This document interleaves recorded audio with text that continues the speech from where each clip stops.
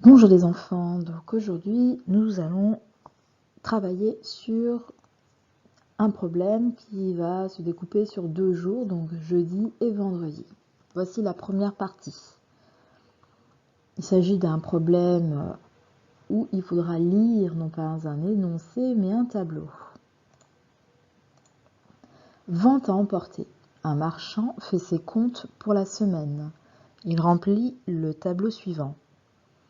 Alors, vous avez ici le tableau. Alors, la colonne ici à gauche concerne les jours de la semaine et les lignes correspondent à ce qu'il a vendu. Donc, si je regarde bien, alors il faudra bien essayer de comprendre, interpréter le tableau. Donc, le mardi, il vend des pizzas et il gagne 38 €. Donc, il n'a pas vendu une pizza à 38 €. Il a dû en vendre plusieurs et il a récolté la somme de 38 €. Donc voilà, il a vendu des sandwichs, des hot dogs, des frites et du soda.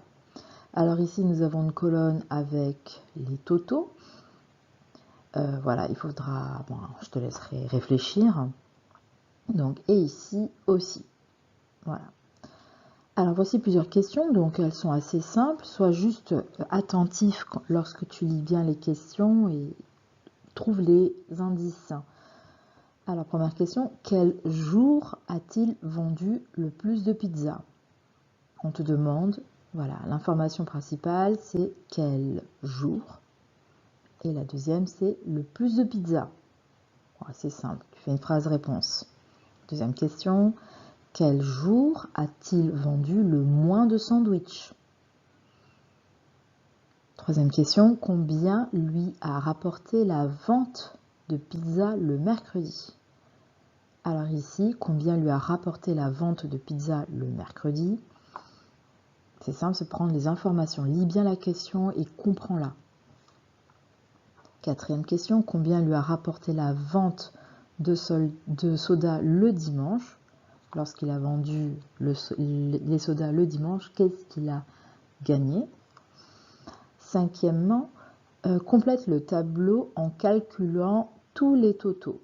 Tu peux t'aider d'une calculette, d'une calculatrice. Donc le total, les totaux. Hein.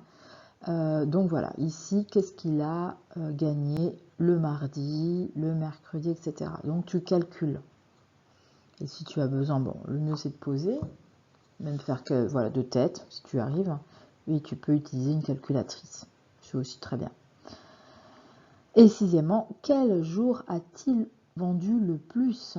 Donc là, à partir de ce que tu as trouvé au niveau des totaux, tu trouveras le jour où il a été le plus gagnant.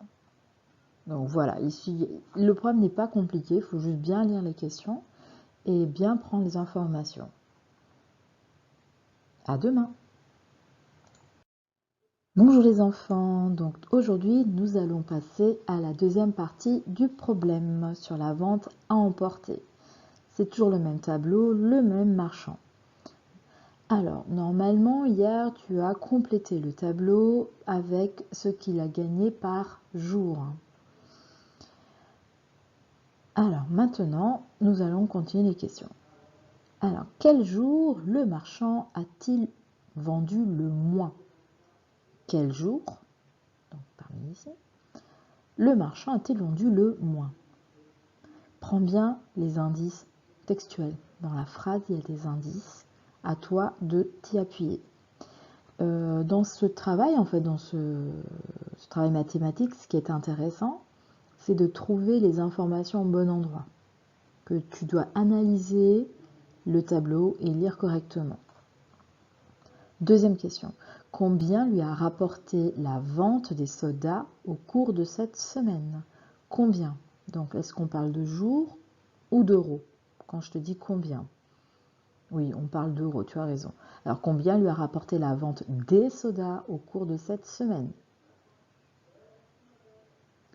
Troisièmement, combien lui a rapporté la vente des frites au cours de cette semaine? Donc là, je pense que tu vas calculer, voilà, plutôt les colonnes, oui. Enfin, calcule le montant de sa recette totale pour cette semaine. Donc, qu'est-ce qu'il a gagner. Alors, ce qui est intéressant, c'est lorsque tu vas calculer les totaux, ici de la ligne de cette colonne, tu vas retrouver ce qu'il a gagné. Ça s'appelle la recette totale. Alors, quand tu vas calculer ici et lorsque tu vas calculer là, tu vas retrouver normalement la même réponse. Enfin, dernière question. S'il décide, notre cher marchand, d'arrêter de vendre ses sodas, ici, sur quelle somme pourra-t-il compter chaque semaine s'il vend autant de nourriture?